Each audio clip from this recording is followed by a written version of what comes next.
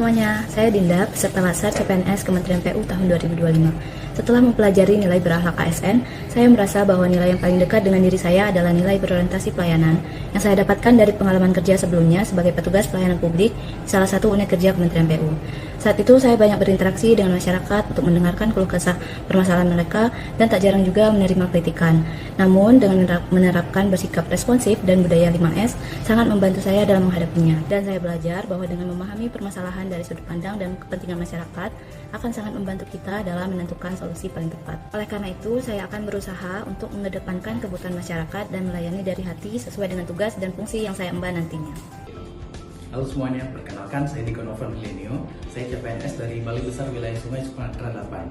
Sebagai seorang humas, saya meyakini bahwa akuntabilitas adalah fondasi utama dalam membangun kepercayaan publik.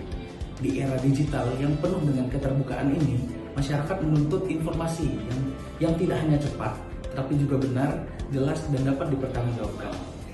Akuntabilitas bukan hanya soal pekerjaan, tapi juga soal karakter dan integritas pribadi. Halo semuanya, perkenalkan saya Dimas Triwibowo, Patan di unit kerja BP BPK Kepulauan Bangka Belitung. Namun saat ini saya ditugaskan di SIVT Prasarana Strategis Kepulauan Bangka Belitung. Saat ini saya terlibat pada kegiatan pembangunan Sekolah Tinggi Ilmu Agama Konghucu Negeri yang pertama kali dibangun di Indonesia. Pembangunan ini merupakan tantangan tersendiri karena termasuk ke dalam bangunan gedung yang tidak sederhana, sehingga banyak aspek yang harus diakomodir di dalam pembangunannya, baik itu secara desain struktural maupun arsitektural.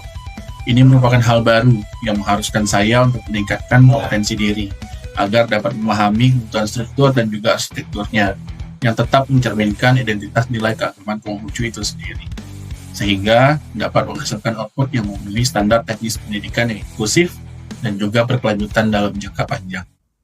Namanya siapa, Mas? Dian.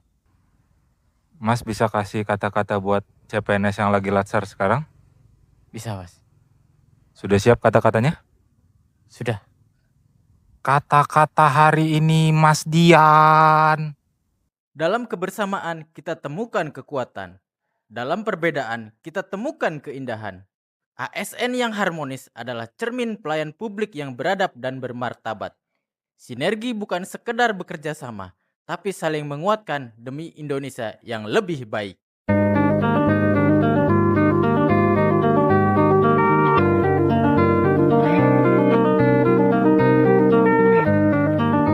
Sebagai ASN pembina jasa konstruksi ahli pertama yang menjunjung tinggi core value berakhlak yaitu loyal, pastinya setia pada tanggung jawab, konsisten menjaga amanah, dan teguh pada komitmen membangun negeri. Aksi nyata yang akan saya lakukan yaitu 1. Taat, patuh, dan siap melayani dengan integritas. 2. Mendukung program dan kebijakan Kementerian PU tanpa pamrih. 3. Menjaga nama baik institusi dengan mengimplementasikan nilai berakhlak saat berinteraksi dengan masyarakat, kontraktor, dan stakeholder konstruksi lainnya.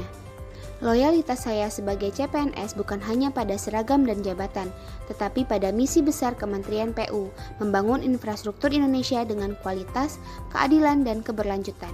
Hai, saya Dini, CPNS di BPBPK Kepulauan Bangka Belitung. Baru saja saya mendapat penugasan baru di Satkar Prasarana Strategis. Dengan adanya perubahan yang mendadak seperti ini, saya perlu menerapkan sikap dan perilaku adaptif. Salah satu caranya adalah dengan membangun relasi dengan para senior. Kita bisa belajar banyak dan sharing pengalaman yang sangat berharga dengan mereka, sehingga kedepannya siap dan mampu untuk menghadapi perubahan. Namaku Dina. Sebelum aku masuk ke Kementerian PU, aku bekerja di anak perusahaan asing.